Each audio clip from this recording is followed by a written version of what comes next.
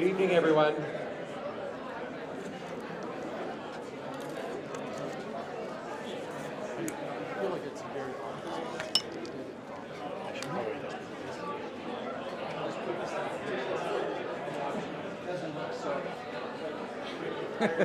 I know, like Good evening, everybody. If we could get started. People can take their seats. First of all, welcome to the School of Architecture, Planning and Landscape's first event of the fall 2024 season. My name is John Brown. I'm the Dean of the School of Architecture, Planning and Landscape, and I am thrilled and delighted that we have a standing room only crowd here for the lecture tonight. I want to start by making note of the fact that we are on the land of the Indigenous peoples who have stewarded this habitat for many generations, and I think it's particularly important on the day that we're meeting today to note that this coming Monday is a special day where we recognize, remember, and think about the victims of the residential school system and the atrocities that were perpetrated in that system. As architects, planners, and landscape architects, I think it can be too easy to just sort of say, oh, well, that's something that happened. That was political. That was something that happened that was an education issue. It was whatever.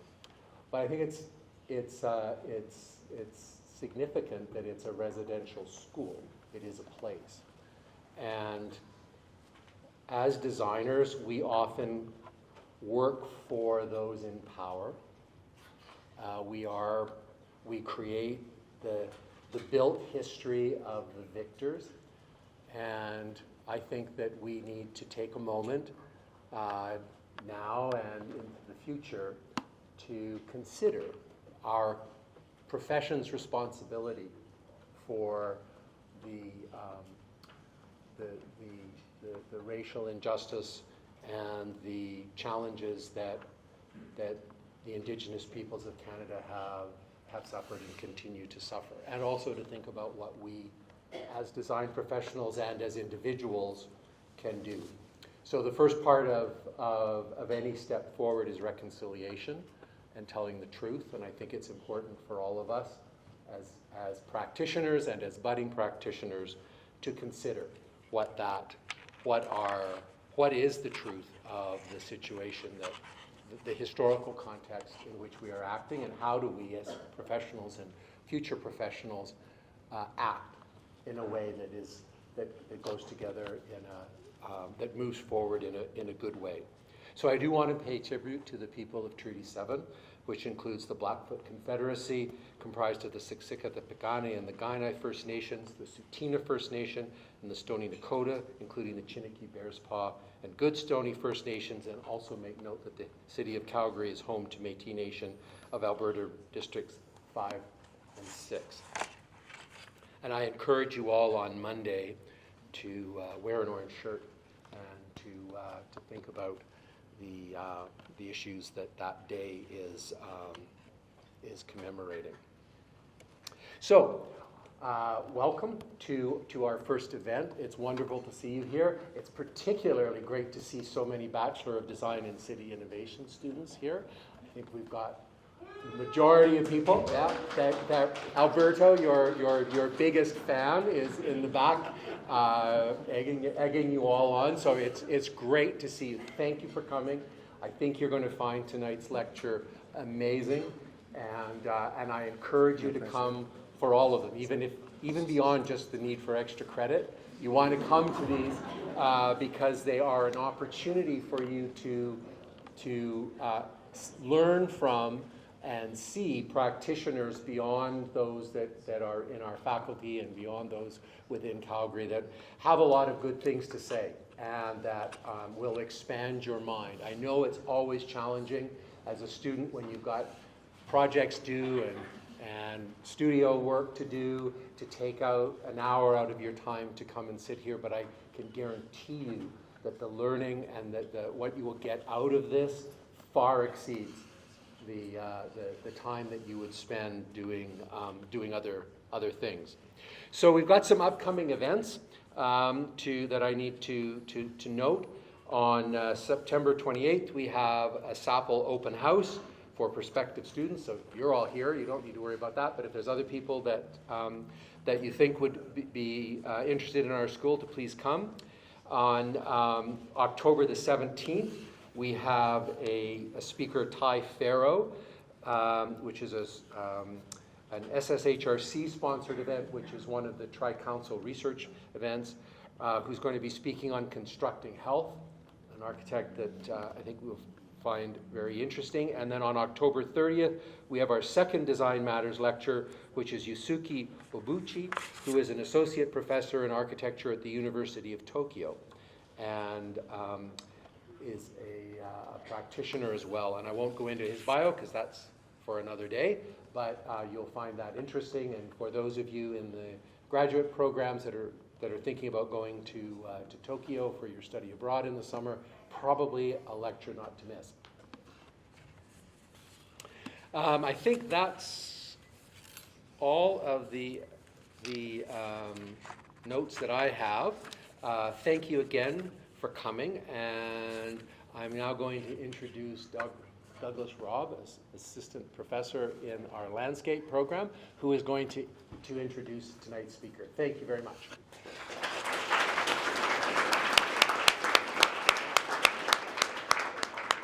Hello, everybody. Nice to see you all out tonight. And welcome to our first Design Matters lecture for the 2024-2025 term.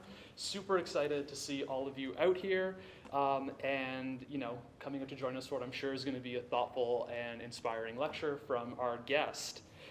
It's a real honor for me tonight to be able to introduce our speaker, David Godshall. David, and I have your official bio here, I don't want to get it wrong. David is a landscape architect, a horticultural theorist, and a co-founder and principal of TERREMOTO, where he leads the Los Angeles office. And I feel like I should really thank you, David, for bringing some Los Angeles weather with you. I know we're all enjoying it today. A bit of a break from what we usually get. For those of you who aren't familiar with TERREMOTO, their work is nothing short of transformative. Not just for the spaces they design, but the ways they challenge and redefine the practice of landscape architecture itself. Founded in 2013, TERREMOTO has quickly built a reputation for being a firm that defies business as usual. Their designs are as much about challenging the norms of the profession as they are about creating beautiful, functional, and sustainable spaces. And what I think sets TERREMOTO apart is their uncompromising commitment to ecological and social responsibility.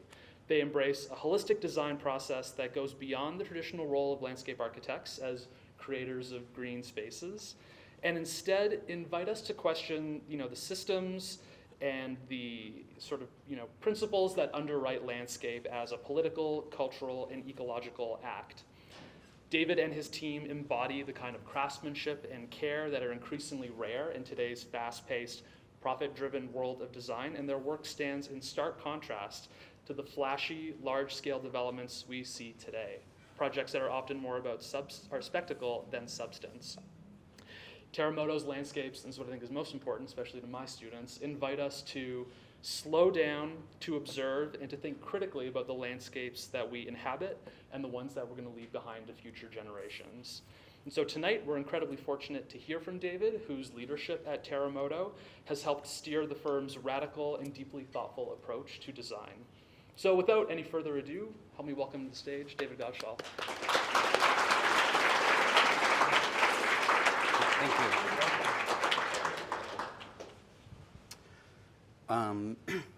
Hi, everybody. Does this microphone work? Is it working okay? Okay, great. I guess as a start, I'm honored and very thankful to be here. And I've had a wonderful 48 hours getting to know Calgary, and it's a beautiful place. And so I'm honored to be here. Landscapes, the title of this lecture is Landscapes in Service of the Whole, Why, How, and for Whom is the Garden? So I would be remiss to not begin by acknowledging that TERREMOTO is explicitly and unequivocally a team effort. My business partner is that guy in the gray there. Alan and I co-founded the office about 11 years ago, and we've grown to a team of 28. Just so you kind of understand where we're coming from and like a brief origin story, I think it's always useful. We have an office in San Francisco, and we also have an office in Los Angeles. We're split pretty evenly between the two offices in terms of size. And though the offices operate like on the day-to-day pretty autonomously and independently, the work is kind of created under a shared philosophical umbrella. So we are a snake with multiple heads, I guess, to kind of choose a sinister analogy. But this is the team, and though I'm here before you, it is unequivocally a team effort. We started the office about 11 years ago, and simply began because we wanted to create gardens and landscapes that were explorations of ideas, material, and craft. And though I would offer that that still very much rings true in our work to date, it's also kind of gotten more complicated than that in a way. But in our first several years of landscape making, we largely focused on kind of residential and single-family housing, simply because when you're a young, scrappy office without like a huge network, huge projects don't come to your door. And because Alan and I have always enjoyed construction and building, we just hunkered down kind of in the economic space that was available to us at that time. So we built a lot of small gardens and made a ton of mistakes, and I'd like to think got better at what we do. This is not a TERREMOTO project. But though I would offer that the explorations of ideas and using landscape making as kind of micro explorations into culture and philosophy still, I would like to think, permeates our work. There is an intensity and an urgency to what we do now that I feel is in part for a couple reasons. The first reason is that we've grown. I'll kind of dip back into like our office structure because we have a non-traditional, like slightly non-hierarchical office structure in our office, and I'll get back to that at the tail end of the lecture. But one of the reasons that our office dynamic has changed is that we have the voices of 28 people kind of like being manifest in our work, and we make space for all of that uniqueness. But also, I would say that in the last 10 years, it kind of feels in a way that the world is on fire. And I should qualify this in that throughout the rest of this presentation, I'm going to be kind of most critical to California because that's the way that's where we practice, and that's the environment with which that we're most familiar. But there's also problems in our now like globally interconnected like world and civilization. I know deeply well that wildfire is also a problem across Canada as well. So some of these problems and some of these issues may be unique to California, but are also, I think, applicable almost worldwide. So I would almost like structure, and this gets grim for like 2 minutes, but then it gets positive again. So bear with me. It's not all houses burning down. But I would offer that we've kind of come to this place because at least in Southern California, we took a intact coastal sage chaparral ecosystem and superimposed upon it kind of a dominant Western mode of urbanization. We did this quite thoughtlessly, that in a way that was mostly unkind and unsympathetic to the movements of natural systems and flows. I grew up in a house like this one on the left, so I'm being mean to my own suburban upbringing as well, but we've built our cities and our gardens and our homes through extractive material supply chains that then ongoingly, like if I'm going to be mean to these two gardens here, these gardens are the types of landscapes that forever require the ongoing input of external resources like water and fertilizer and leaf blowers and these sorts of things. And I would offer that in Los Angeles, at least, if we're going to destroy a watershed and build an aqueduct and pump water 500 miles and over a mountain to be put to use, we should be putting that water to good use and letting it contribute to the ongoing beauty of the natural world, not watering some dumb lawn that nobody uses. So we find ourselves like at this fraught moment, kind of geopolitically and technologically, but also in the way that we've gone about like building our homes and civilizations. So with all that heavy, dark stuff, our office is kind of at this interesting moment where we're responding to kind of this maelstrom in which we exist by asking ourselves like really almost dumb, simple questions that in turn require almost existential or spiritual thinking on how we practice and why we practice. So questions like why, how, and for whom is the garden comes to mind.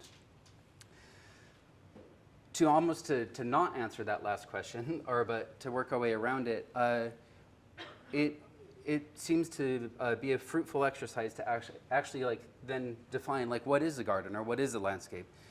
And I should say that this definition is changing constantly, and actually a lot of the principles that I'm going to kind of go through with you guys in the projects that follow are also changing constantly.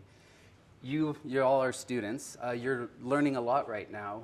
I would encourage you to try to keep your mind to be very open and kind of resist the temptation of dogma, because the thesis that I'm about to explain to you is kind of a manifesto that's always changing.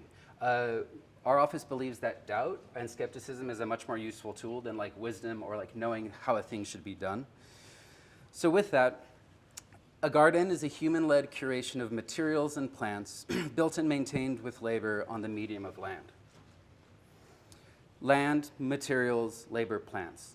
So our office is in this interesting moment where we're trying to earnestly and kind of robustly be self-critical about the relationships that our office has to all the tools with which we create. Our thought is that if we can design and or study and change the nature of our relationships to land, materials, labor, and plants to be omnipositive or to be wholly positive, then in turn, we will make gardens that are inescapably better. So I'm going to start with land. Read and listen to the land, indigenous land acknowledgement and action, minimize disruption and imposition, keep it light and or do right by the site. Those are some like general, like if I were to oversimplify like the way we go about like navigating building projects on land, these are some of the rules and principles that we live by now, but again, these are always changing. So the first project that I'd like to talk to you about, and I'm going to kind of frame the Laguna Canyon Foundation mostly through how we were light on the site on this project. But the Laguna Canyon Foundation is a nonprofit organization in Laguna Beach, which is in Orange County in Southern California, about an hour south of Los Angeles. And they basically preserve any remaining intact green space. Orange County is basically it looks like those homes that I was being mean to and talking trash on earlier, it's a suburban single-family kind of homes, but it's an ocean of those. Within that kind of ocean of development, there are remaining open tracts of land. This organization, Laguna Canyon Foundation, is working to save that land. They hired us actually to build the landscape around their new headquarters, and I'll kind of get into that in a minute.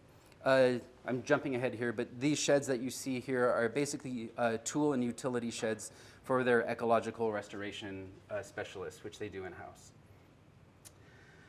I want to briefly stop. I enjoyed the very thoughtful land acknowledgement you gave earlier, and I just want to make a point that as an office, we recognize and acknowledge the land, ancestral land stewards on where we work, the Tongva, Kich, Fernandeño, Tataviam, Chumash, Ahachimin, Serrano, Pomo, Wapo, Coast-Miwok, and Ohlone people as the original inhabitants and stewards of the lands on which we now live and work in California. So I'll actually come back to land acknowledgement and how we do these acknowledgements in our design presentations, but also it's action-oriented, so it's not just words as well, and I'll kind of come back to that at the end. But we start by studying the land. So this is giving an idea of where Laguna Canyon Foundation sits in a regional sense and its relationship to other kind of intact ecological preserves. And this is that ocean of urbanization that I was kind of mentioning a moment ago. Zooming in, this is pretty typical landscape architecture 101. Can you hear me okay? Okay, is this better? Oh no, should I go back? Okay, sorry. I said really cool stuff, I swear. Zooming in, starting to understand where our site sits in relationship to immediate topography surrounding it. But again, you see that this is an intact ecosystem kind of, but it's an island now as urbanization has moved closer and closer to it. Studying it, the site, topographically speaking, so the site sits low. It's a riparian corridor essentially at the bottom of the site, and I guess the preamble or pretext to this entire project was that there was a flood, a devastating flood, where a illegal dump that was kind of up here in a major rain event kind of came through and washed out this lower creek years ago. Again, kind of getting into the site. And this is the site upon our arrival. And I want to say, actually I'll kind of get to that in a second. And so we began by really like observing, looking, and like learning and listening to the land.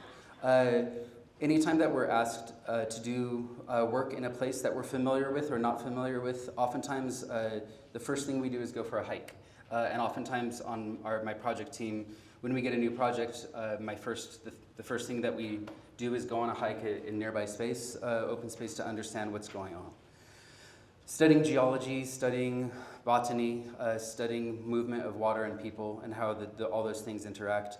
This particular site has a soft bottom creek, which is the only soft bottom creek in all of Orange County that's remaining, which is a tragedy in a way. And again, studying it in an elevation and how all these things in the relationship and how they work together. I should say that early on in this project, we kind of began to engage with a civil engineer, and ultimately we realized quickly that this was not a project that we wanted to engage with a civil engineer on. I say that not to be mean to civil engineers because there are good ones, but in order to handle the drainage the way that this engineer wanted to do it, proposed were just these huge concrete drainage swales, and it was like just heavy, hard engineering. We immediately, the budget on this project was tight. Had we gone about taking the engineer's recommendations, it would have destroyed the budget on the project. Instead, it would have destroyed the project, and it also would have greatly increased the carbon footprint of this project, in that concrete is probably the worst material from an environmental perspective that we engage with. So we actually, generally in our office, keep the use of concrete to an absolute minimum.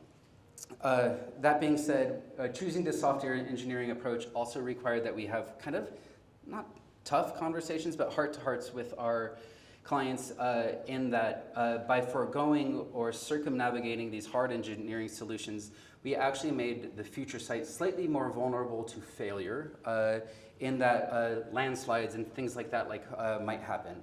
They signed up for our software engineering solution. Lo and behold, 3 years after we did this project, we had the heaviest rains we've had in 20 years in California, and there were kind of like marginal landslides. So getting ahead of those things and understanding how taking actually a softer and lighter on the land approach then actually dovetails more into like long-term land stewardship and maintenance. Sometimes the natural proclivity to like design a drainage system through like these kind of heavy mechanisms isn't the way. Also, I kind of want to point this out. This is what the site looked upon our arrival. This site has many histories. It was originally founded by walnut farmers, and then later it turned into an equestrian center. This fence that you see here is a remnant of that time when it was an equestrian center. We don't believe that, we believe that it's wrong for the previous landscape to be erased in service of the new. It's important for us to continue to tell these stories, though one could offer that some of these stories are painful or harmful depending on the lens through which that you view them. But wholly erasing the previous incarnation of a site creates historical amnesia, and like we need ruins and we need like these memories to be incorporated in. So in this instance, we actually kept some of these these floating gates that now kind of appear as like these ruins of previous versions of the site. But when it wasn't an equestrian center, also it became a playground for invasive species. And this is Funiculum vulgare here. I don't know if it's a problem in Calgary, but it's an invasive species that is bad.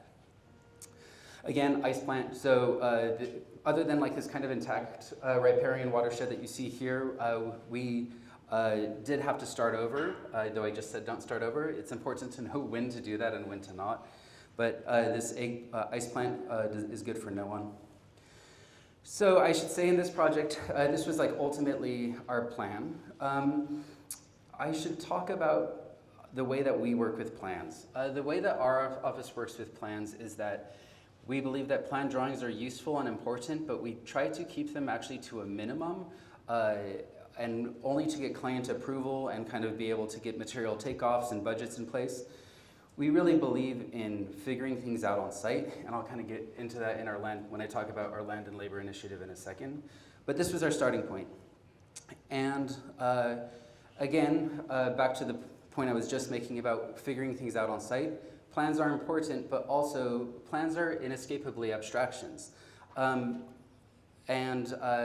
We believe in when we have the ability and the temperament of a project is such that we can kind of figure things out on site.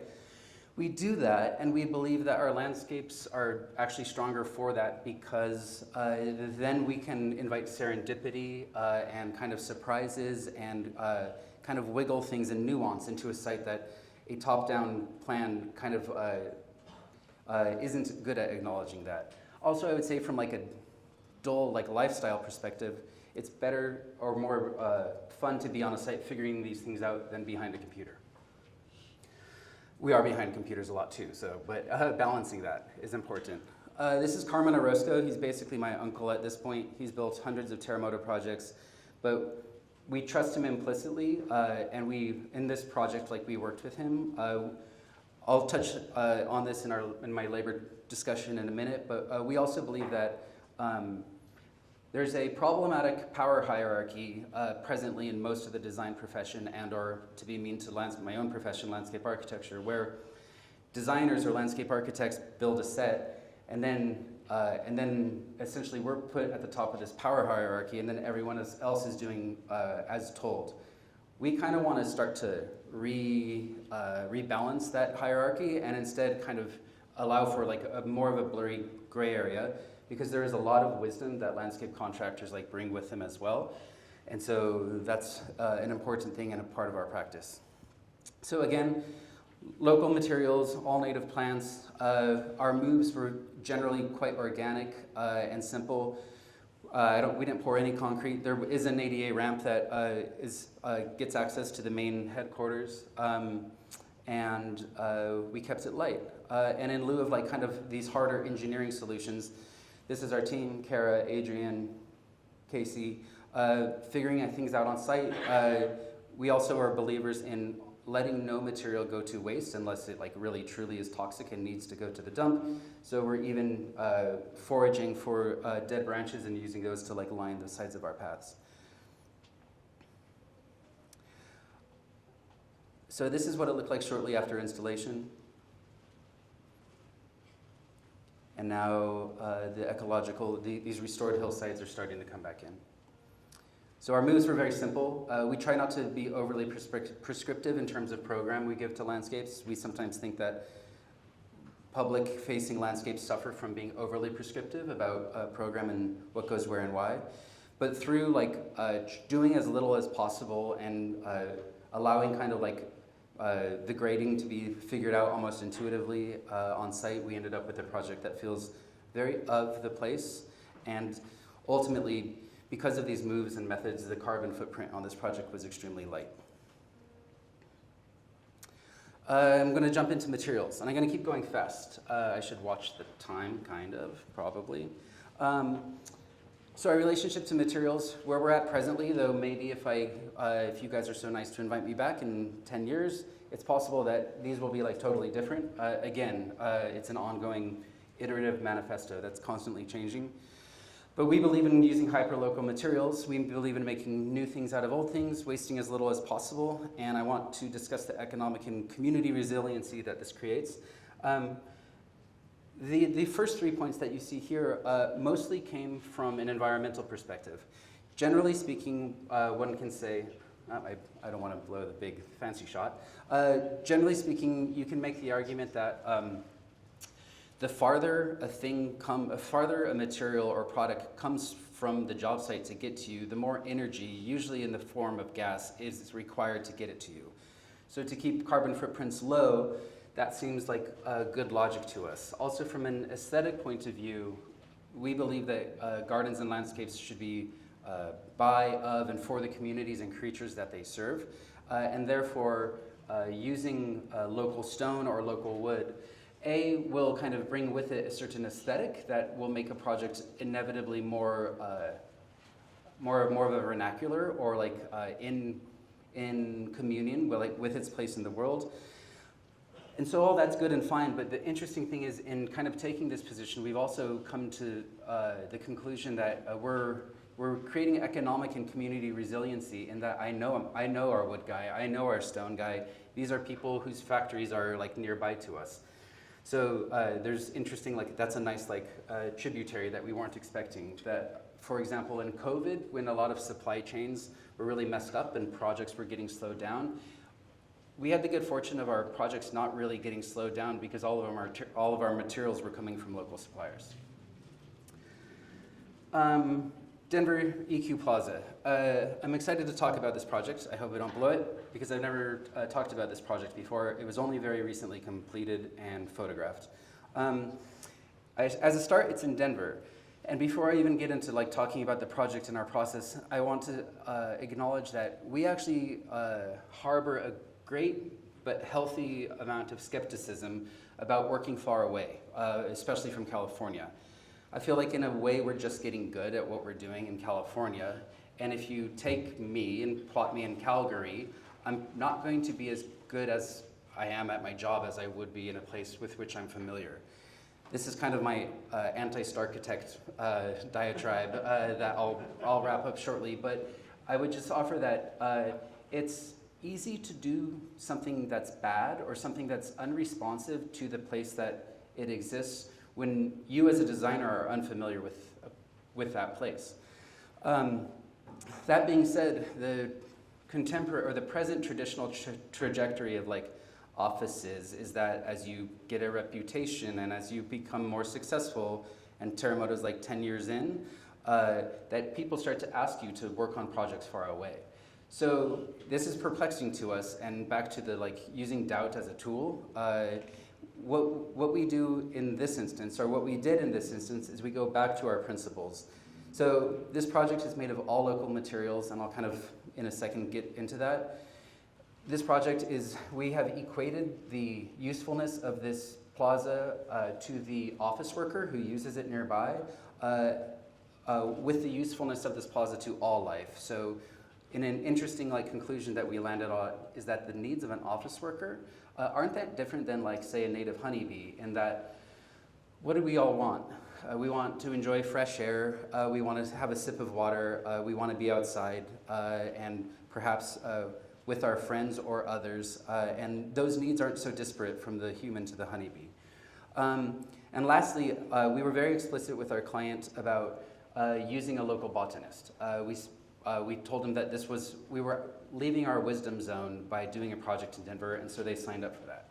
So that was kind of our hack, and I think because the project, I think it's a nice project, so I believe that like by falling back on these like very basic dumb rules or principles, we create a project that is of its place.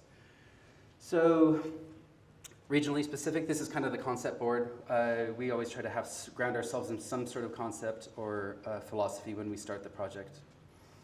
And jumping to the finished product. It almost looks like, to me, like, you know when you're a little kid and you rip magazine things and you shove them together? It's almost like this feels like a different picture than this picture. But I was also so impressed, as an aside, with your riverfront park. I feel like the spirit of like that wilderness close to the city is kind of in there. So this is about a year after completion. And so we went on an interesting material journey. We started by studying geology, writing in time for research and observation into like our design fee proposals is like a whole other lecture, I guess, that I could give. But again, back to my points I was making with the previous project, by looking and listening. So Kevin Williams, who's an incredible, he runs the Denver Botanical Garden. He's the lead botanist there. He was our local horticultural consultant, and he helped us kind of design a plant palette that would thrive in urban Denver while also being of use to the creatures that move through Denver.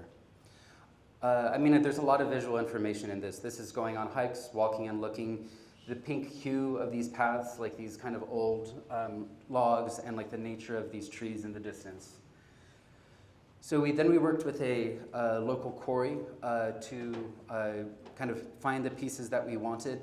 Also, because we wanted, water is an immediate activator of wildlife, and so Casey and Danny Von Lay, who were the project leaders on this project, actually sourced stones that had like these voids in them, and then they placed them brilliantly near where there's spray irrigation. So basically what happens on a 2-day cycle is that the irrigation will come on, this will fill with just like 1 inch of water.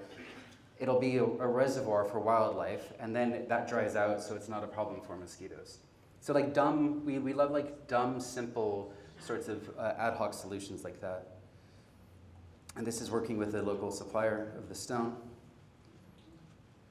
Again, this is coming from like 40 miles outside of the project site. Everything's being delivered to the site now. Landtech was our landscape contractor on this project, and they did an incredible job. This was not a project, I should be forthright with you because you're students and this is important, but what I was saying about having a very loose construction document set in the previous project, this project was not that kind of a project. Our client was actually a developer. We had a very buttoned up construction document set. So again, all these things that we're trying to push as an office and kind of these conventional ways of working that we're always trying to challenge, we don't always get to do it our way completely. So it's choose your battles. Here are honeybees enjoying the water. And so now in the middle of downtown Denver, there is this unabashedly very wild open space that is useful to many.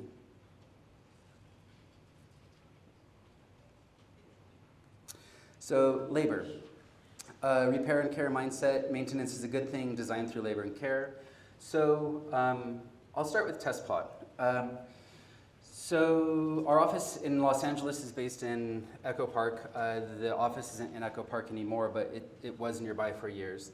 I have to say, as an Angelino, there's a sadness to coming to a place like Calgary, where it seems, though it's not perfect here, it seems that there's a meaningful and sincere investment in public open space in a way Los Angeles is very dystopic or dystopian in that regard. So enjoy some of your beautiful spaces.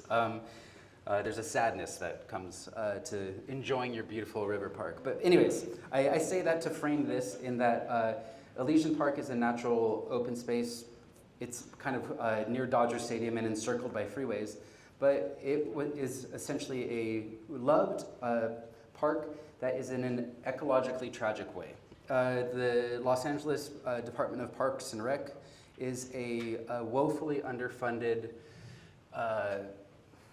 government bureaucracy that is crippled by its own like bureaucratic inertia, to be totally mean. But they're understaffed and they have no money, and so essentially this park is more or less a zombie wasteland of half-dead invasive eucalyptus and then invasive grasses on the ground plane. It's a longer investigation to unpack how and why that came to be, but basically we humans have been tinkering with this land thoughtlessly for like a really long time. We approached Parks and Rec and asked them if they had a plan in terms of like the ecological restoration of this park, and they have no plan. They're just trying to keep up with issues of the unhoused and trash. We asked for permission to begin kind of doing community-driven ecological restoration, and they were very skeptical of us because it is dangerous to starting to allow citizenry to like garden in the parks. But they gave us kind of lukewarm, tepid permission. as long as we called them temporary. And we said, we'll call them whatever we need to call them. Just let us do it. And so we began this project. Essentially, there was a hose bib nearby, so we had water. Southern California native plants need water for the first to second year to establish. So the presence of this hose bib allowed us to make these sites. And actually, we've got 300-foot hoses, and we run them. And what we do is the circles that you see in that first one, the size of those circles is simply dictated by the spray or radius of the water when you turn a hose on. Again, like low-tech ad hoc solutions. This is, when we started the project, essentially there is a huge layer of weeds. I learned the term weed pressure, which is I think so cool, but because of these invasive grasses that dominate the ground plane, are perpetually just like grown and then their seeds fall in, so we actually watered them on various cycles to let the weeds grow, and then we would cut them down before they went to flower or seed. Our intention here was to render that seed pressure inert. And it's been an interesting journey because what began as an ecological restoration project actually has more become a community project. In that, at a certain point, so this was the first one in Elysian, and these are they're starting to get established, and you can see the fences are now down. They're no longer like our babies that need like protecting. So we're starting to let them down, and really, though it was an experiment in figuring out what the material and energy and resource input minimums would be required in order to reestablish native vegetation, as I said, it's kind of become this project in community. Now there are many test plots. A friend of the office, a tremendous landscape architect named Jen Toy, approached us and said, I really like this concept. May I take it and run with it? It seemed very contrary to the spirit of the thing to want to retain ownership over this idea. And so we said, hell yes, please grow it. So now there's about 9 test plots spread kind of peppered all around California. There's one on Catalina Island. And interestingly, from one test plot to the next, they look totally different. And the reason they look different is because every site is different, but also what's ended up happening is almost every test plot, these incredible super volunteers emerge. People who want to do, in California, we feel very like impaired to like actively start improving land, especially when it's public land. So citizenry-led ecological restoration seems to be this interesting outlet. You can see this is a test plot above Culver City there. And every community is different. This one is actually a tough one because we're trying to figure out how to do it at the bottom of a eucalyptus forest, and that's a whole other thing. So in all of the test plots, we're like, there's different feedback loops that are coming in. This is on the USC campus. Oh, I always try to dare a college to do a test plot. So this is me daring the University of Calgary to do a test plot somewhere on your campus as well. I think getting hands in the dirt is an important thing. And this is us collecting seeds. And so they're all ongoing and forever. And they're very beautiful, though like in a challenging sort of a way, depending on the lens that you're looking at it. This is we hand-seeded a, Jenny calls it the Rainbow River, but we hand-seeded a Clarkia field in the middle of this kind of invasive grassland. And the last and most recent one, there was a fire in the park. We don't know like the origin of the fire, but we're increasingly trying to look at things that like, I guess like Western culture views as failures or maladies or tragedies, like landslides or floods or fires. We're increasingly trying to look at those sorts of happenings and events as opportunities rather than tragedies. And I think that will serve us well, like as we kind of continue coming into an increasingly chaotic world. So this is a burn site. It's much prettier now. We've done our first layer of planting, but talk about challenging aesthetics, right? Like trying to take this thing that feels so dark and grim and then reorient it in a way as an opportunity is kind of the task at hand. But you can already see a lot of Southern California native plants are evolved to work through fire. So this is the Heteromeles arbutifolia. So a lot of the few native plants that were there are already coming back, and we're just supporting them in that return. I'm going to keep going fast so that there's time for a Q&A. We also have a land and labor initiative, kind of dovetailing from test plot into thinking about the nature of the relationship that landscape architecture has to labor. And we began, I don't know if you've all have seen our website, but it's kind of this rambling stream of consciousness. We do have like projects in a typical sense, but we have this rambling stream of consciousness in which we're kind of explicit about portraying process in our project flow. In the early days, I'm just like a camera dork, and so I was always on job sites, and we all believe that process is very beautiful. And so at first we were just kind of trying to be proactive about showing that. And then as we continued and kind of evolved and began to think about how, why, and why we practice, it also became like very troublingly apparent to us that in California at least, landscapes are built and maintained by a workforce of largely Latino men. If you go to any like design monograph or any like architectural publishing website, the contribution of the laborer and of that workforce is generally rendered to be invisible. And as we thought about it more deeply and at greater length, we have come to the conclusion that there's kind of a quiet, passive, either classicism or racism that kind of, that power structure like perpetuates through rendering the contribution of the laborer invisible. So, when we started the business, it was not our intention to become like labor activists. Through simply like thinking deeply on how and why we practice, we have increasingly become that. We're working with Michelle Franco, who's a professor of landscape architecture at the University of Ohio right now. We're going to be co-teaching a seminar on it in the coming year. But what we're trying to do as an office is raise our hand in the air, acknowledge that our profession has a problematic relationship with labor, and then also begin to think on how we as the designers can begin to advocate for whether it's improved conditions or pay, and we've had a lot of like interesting intimate and or business oriented conversations where we're inviting the contractors who we work with to come to our office and ask them how much they pay their guys and kind of have these conversations. And so we're in this kind of like feedback flow of like learning of the perils and also the good things about the industry, and then as designers figuring out where and how we can kind of intervene. So we've written several articles. This was in Metropolis magazine. Landscape architecture has a labor acknowledgement problem that kind of details what we're doing as an office and how we're trying to do better. And then we're also being self-critical. We apply that same examination or criticality to our own office. So we do things differently at our office. As a start, once you've been at TERREMOTO for 2 years, you're then qualified for a 40% profit sharing, which is distributed at quarterly intervals. We believe that capitalism sucks and communism doesn't work. This is like this is a middle ground that we feel like is fair as an office, like in between those things.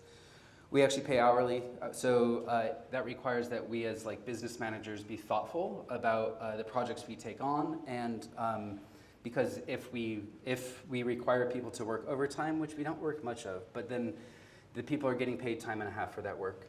And I won't go through all of these, but full benefits, yearly retreats. We try to be supportive as well about people like having side projects on their own as well. And I guess the most important thing is the soft hierarchy. Yes, there are bosses, but basically everybody runs their own projects and has a lot of creative autonomy in the projects they run. There's a problematic thing in not all design offices, but some, where there's a person at the top and everybody else is kind of seeing through that person's vision. That is like a recipe for like burnout and turnover. So by actually giving our project designers a lot of autonomy, then they have a lot of skin in the game, and therefore whether the project is good or not really like lands on them in a way. And that like creative autonomy, basically we don't have turnover. So there's that. So I'm going to kind of end the lecture. How am I on time? Am I okay on time? Okay. To talk about beauty briefly. So in recent, if we kind of, to simplify this, if we look at like maybe the last 100 to 200 years of like landscape making and garden making, our observation is that in those gardens of the recent past, that beauty is a requirement or it's an imposition upon a garden.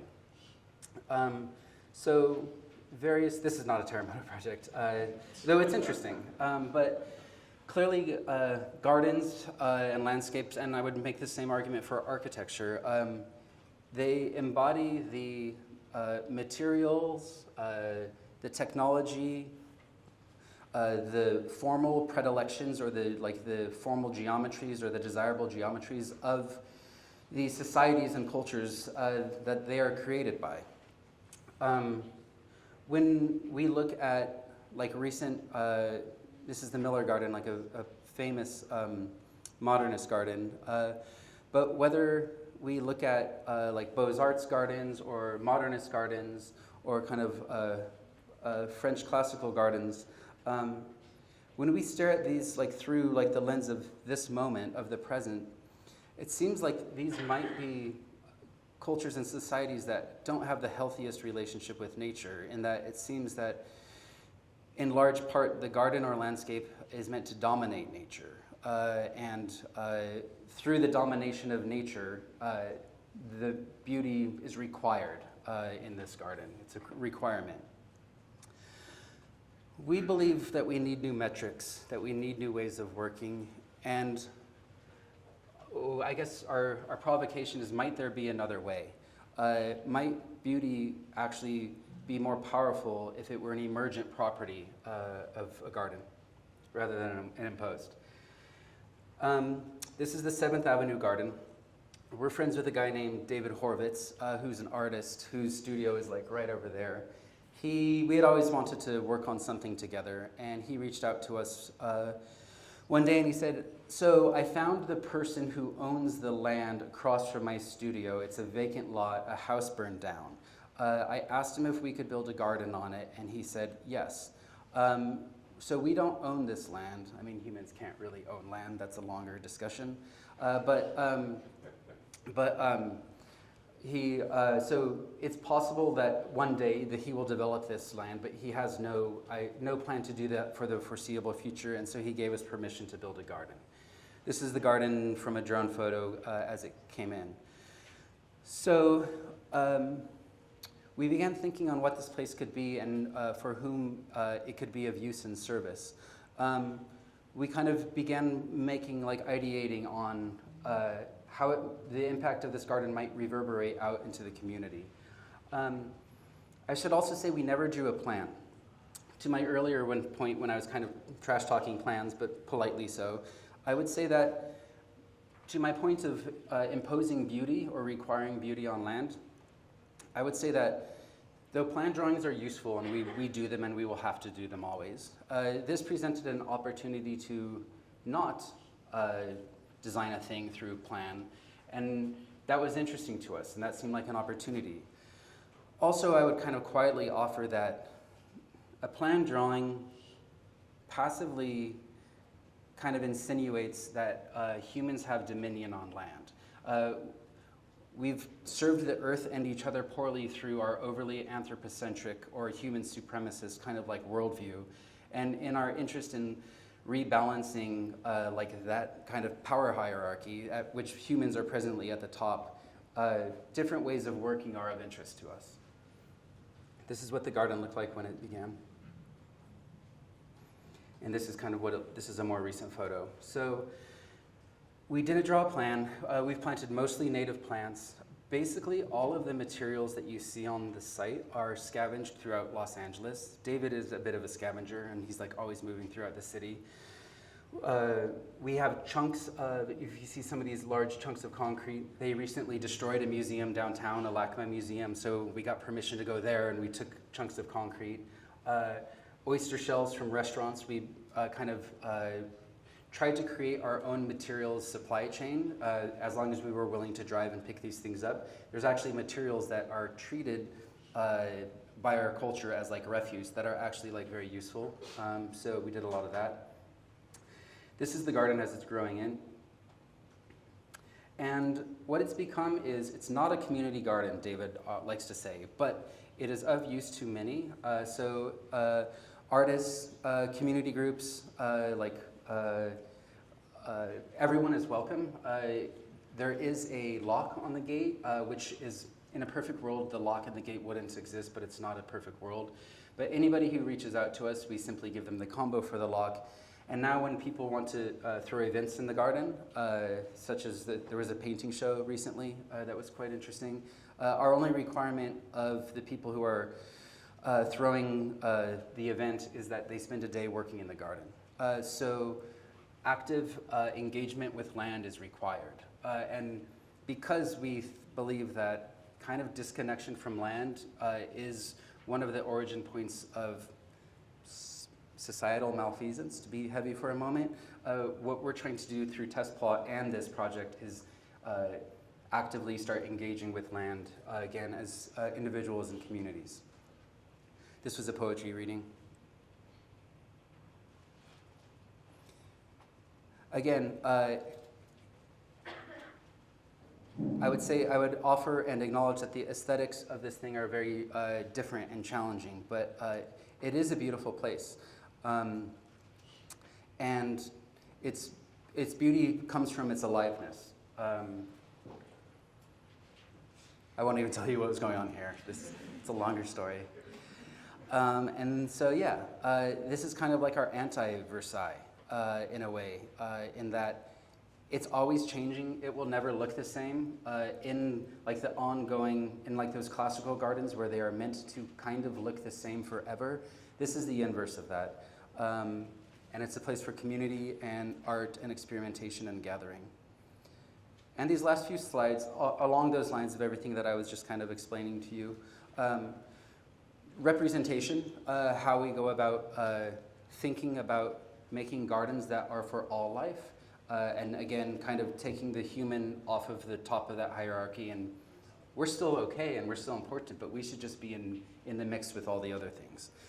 So this was our, this is like a heat map for a project that we're doing in Ojai, in which we're mapping all things. Fire, the movement of coyotes, western lizards, when tick season is. We're balancing the health needs of the family with the health needs of the ecosystem. Incorporating decay and decomposition into the garden. Resting and digesting. Again, studying the site. Thinking about how gardens should be for all life. And this is examples of the decay and decomposition that we're starting to imbue and or like create in all of our projects. And again, it takes us into very new, different aesthetic territory when we actually make gardens that are meant to be shared with chickadees and flycatchers. And these are some material ideations or diagrams. This is a project that we're just getting started on, so if you ever invite me back, I can show you what it looks like when it's done. But gardens that are for all life forms and all forms of living is our goal. So I guess to wrap it, the beauty is in the aliveness, it's in the kindness, and it's in our active engagement for the betterment of land. Thank you.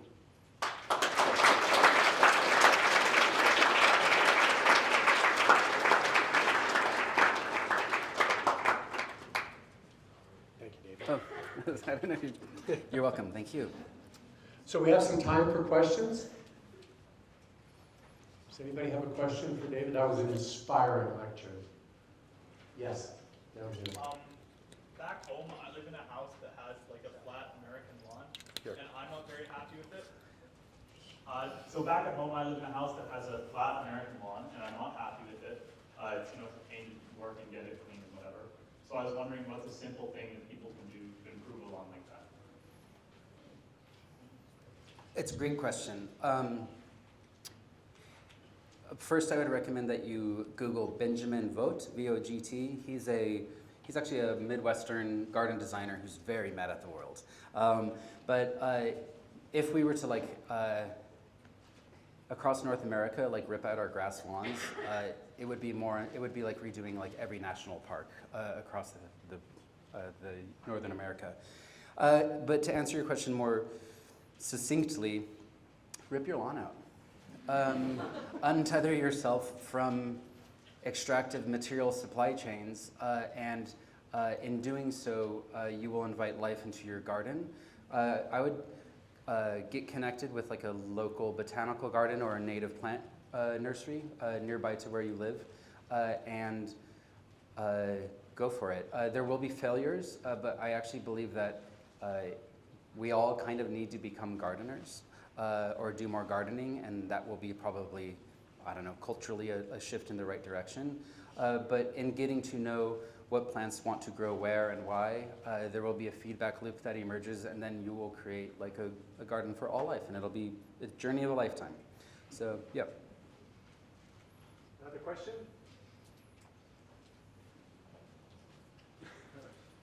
This is the first Meet time me the halfway. speaker has ever gone running back with the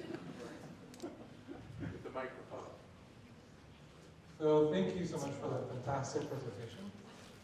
Thank you. One question I would have is when talking with potential clients or other organizations who are looking for landscape architecture services, and maybe they want a park or a plaza or something that looks very beautiful or Instagram friendly, how do you approach conversations around the types of projects, the types of gardens that perhaps we need to start making to heal the planet rather than what just looks good in a magazine, right? So how do you bridge that gap of experience in terms of awareness or understanding for the ecological sort of value versus what they're sort of looking for visually or aesthetically? David, you can answer right there, and I'll go get this.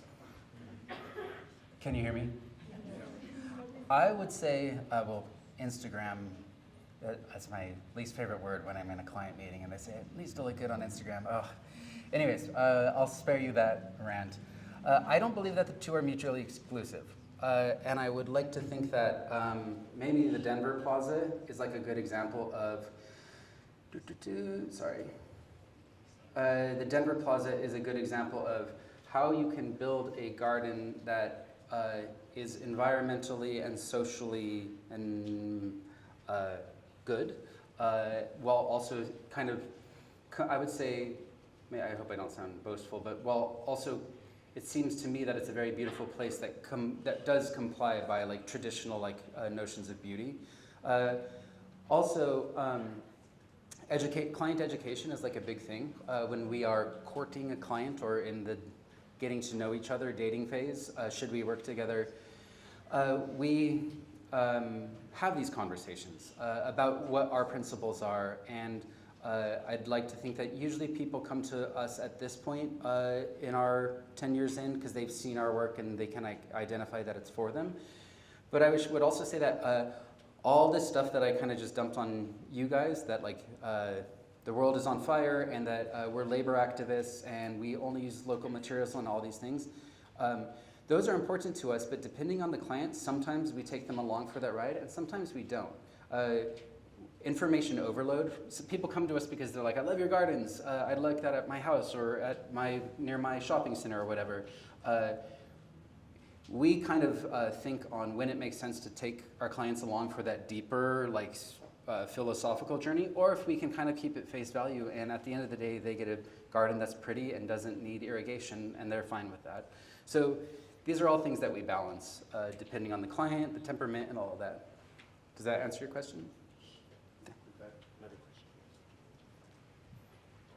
I was going to ask, what inspired kind of you starting TERREMOTO and with the concept of building gardens for like all the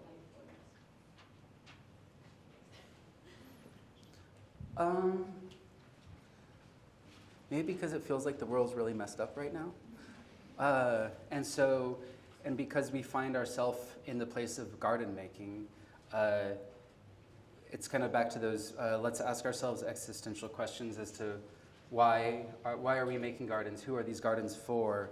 Might we be able to make a garden and in the making of that garden, ensure that no one is being exploited from a labor perspective. So just like conversations as a team, honestly, I'm not taking credit for all of this. We have like monthly calls and check-ins with like land and labor, and there's like a materials brigade, like people who are like kind of researching these things. So building into our office culture, like the freedom to drift and test out new ideas and screw up and be supportive of each other when we screw up or do something that doesn't work out. And then I actually love talking about failures.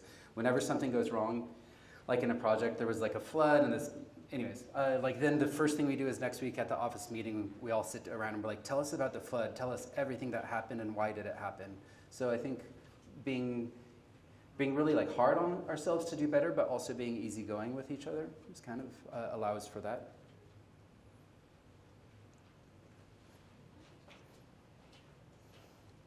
In the 48 hours that you were in Calgary, was there a place that you visited that you felt needed the most work with regards to gardening? You know, it's a lovely city. I don't want to say anything bad. I didn't venture. I was only basically in the urban core, so I didn't get a chance to see like the neighborhoods. I don't know. It's clearly, I'm staying at the Alt Hotel. Clearly, that's a neighborhood. I saw this. I was walking in this giant gravel parking lot, and there was like this bunny that was sitting there that just like stunned at all the construction that was going on around it. So I felt bad for that bunny. I don't know. I don't really. I wouldn't want to speak poorly of a place that I don't know yet. Like, give me a week, and then I can talk trash. But it doesn't really answer your question. So what inspired you to become a landscape architect and not, say, like a botanist or an ecologist? I went to school like very decidedly unresearched. I didn't know much about the profession. It had a nice ring to it, landscape architecture. And I had started a garden in my apartment in Los Angeles, and I was like, oh, I really like gardening. And then I was looking at schools, and like for financial reasons, I needed to stay in California to go to a public school, and I like went to Berkeley's. Like they had a summer reading list if you're interested in landscape architecture, and I read a book called City Form and Natural Process by Michael Huff, who I believe was a Canadian biologist who was studying vacant land in Toronto, and the book hit me like a ton of bricks. I was like, oh my God, this is wild. So that was ultimately why I decided to give it a shot. It's very convenient. They're all from the same row. Then we got one over there, and then Okay. maybe that's the last one. Just a question. Do you have any advice for any aspiring like landscape architects or architects in general? Sorry to be cheesy, but start a garden. I actually realized I was going to be getting out of my program. I had a good time at Berkeley, but I realized after my first year at school that I was going to be getting out of the program and not know how to build like a small garden. So then actually my first summer I ended up working for like a local residential design build guy who was kind of in the middle of a midlife crisis, which was interesting. Anyways, I did construction, and I just like learned how a small garden gets built, and that kind of was a nice balance to the degree I was getting, which was a little bit more conceptual, and so it was a nice balance between the two. So build a garden.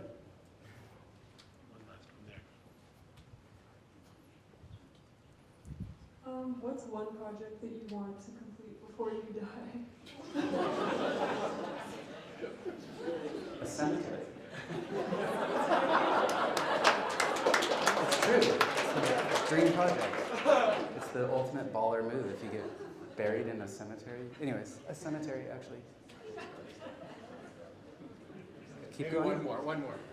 Yep, I'm happy. My question is, there was any unexpected problem in your garden resolved? Like, for example, you put a garden in a neighborhood, and all of a sudden the crime rates in the neighborhood just go down. or something like that. Meaning, what was an unexpected benefit or negative of building a garden? No, an unexpected problem in your garden or help. Huh. That's an interesting question. Designing public space or publicly facing space is delightful in that people do things in the space that you can't anticipate. We did this park in Culver City, Platform Park, and the first time I visited it, after it had been built, there were several people taking naps in it. So I don't know if that like solved the problem, napping, but there's great joy to doing residential work on private land because there's a quickness to it, but there's also a great joy to doing more public-facing projects, even though they are in a way more difficult, that just unexpected things happen, which you do your best to identify ahead of time, but you can't anticipate everything. So kind of answers your question. Okay.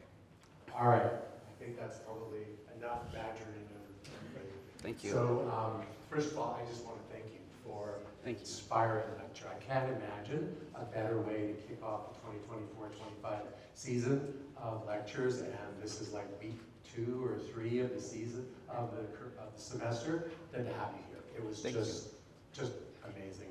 I've often thought that if I had it to do over again, I'd be a landscape architect, because I just think the way in which you incorporate time and memory and nature and community and beauty all together is stunning. So thank you very much. Thank you. I do want to make a plug for Avant-Garde. Is Claire here? There you are. So we actually have already taken up your challenge. Challenge. We have a group of landscape architects, graduates now, who have spent the last year or 2 working on campus with planters. Sweet. We only have 90 frost-free days. Oh, okay.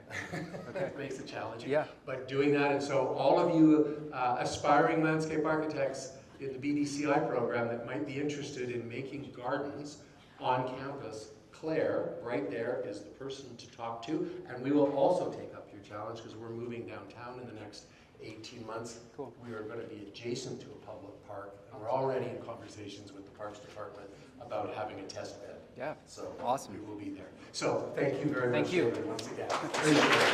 See you all.